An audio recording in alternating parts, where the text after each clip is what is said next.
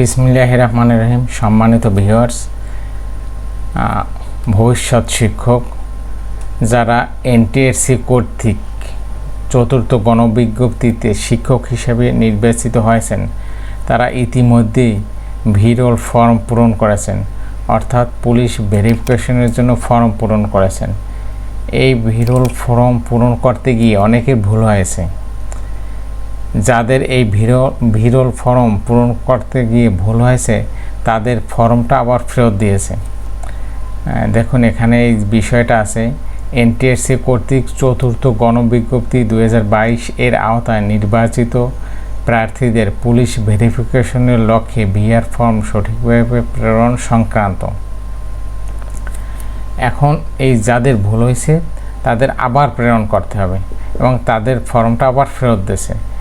এই ভিরল ফর্ম পূরণের জন্য সময় দিয়েছিল 30/6/2023 তারিখ পর্যন্ত। সবাই এই ভিরল ফর্ম পূরণ করেছে, কিন্তু ভুল হয়েছে অনেকেরই। এই যে দেখুন, যেসব ভুল হয়েছে, রোল নম্বরের জায়গায় নট অ্যাপ্লিকেবল, রোলের স্থানে ব্যাচ নম্বর, ভুল রোল নম্বর, এই বিভিন্ন ধরনের ভুল হয়েছে। এই যাদের এই ভুল হয়েছে তাদের এই ভিরল ফর্মটা এনটিআরসি কর্তৃপক্ষ ফেরত দিয়েছে এবং এটা আপনারা আবার 27/7/2023 তারিখের মধ্যে পূরণ করে প্রেরণ করতে হবে এবং এটা করতে হবে অনলাইনে। এবং যাদের এই ভুল হয়েছে তাদের একটা লিস্টও দিয়ে দিয়েছে। এই যে দেখুন, লিস্টটা আছে